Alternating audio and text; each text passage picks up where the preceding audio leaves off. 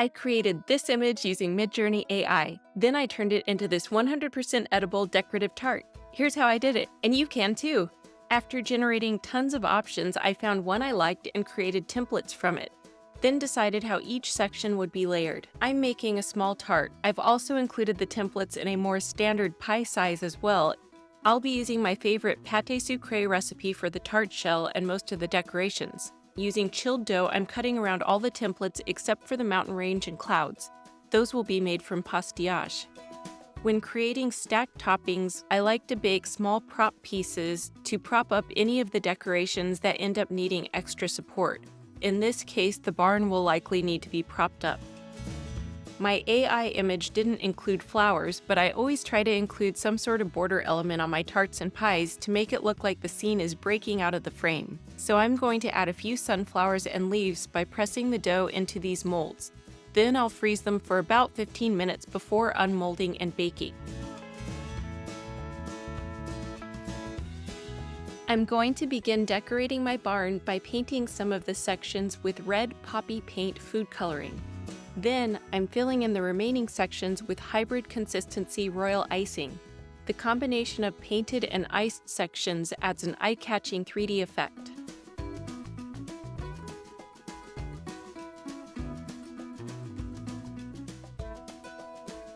Once that dries, I'm referencing my AI image and shading the main roof and this wall to further exaggerate the 3D effect, then adding deeper shadows under the roofline.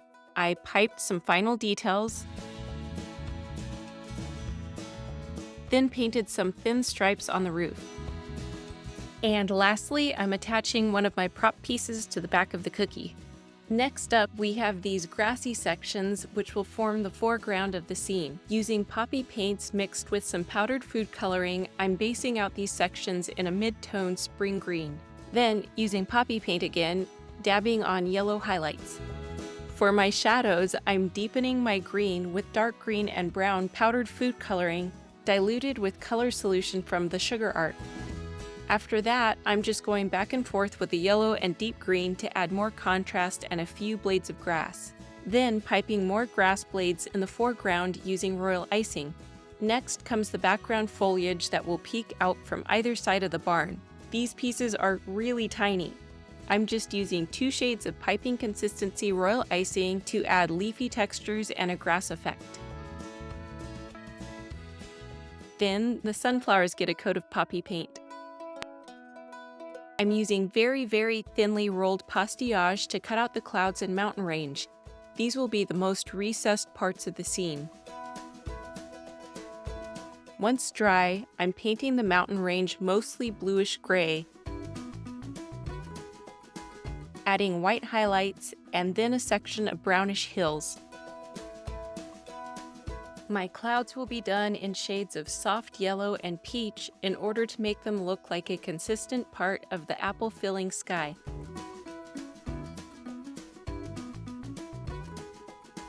Now for the tart casing. Using my leftover chilled dough, I first cut the bottom, then attached strips for the sides. Make sure to press everything very securely.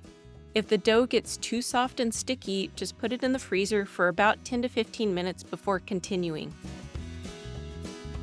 While my tart shell is blind baking, I'm prepping the apples. Core and slice them thinly, add about 2 cups of water to a bowl, plus juice from half a lemon. Submerge the apple slices, then microwave for about 3 minutes until they're pliable.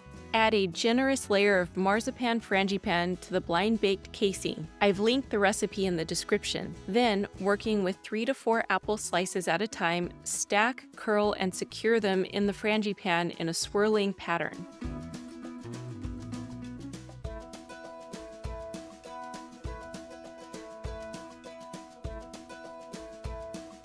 Add a sprinkling of sliced almonds and bake as directed. My tart took about 50 minutes. A larger pie may need up to an hour and 20 minutes. I'm using caramelized white chocolate to securely attach all my decorative toppings. You can also use caramel or candy melts. Don't use royal icing. First is the grassy foreground, then the mountain range. The background foliage comes next, then the barn, add the clouds, and finally, a pop of florals.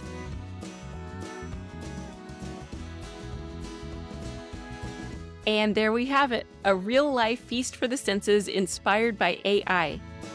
Tap or click to learn how I made my 3D butterfly detail. If you enjoyed this tutorial, be sure to like, comment, and subscribe.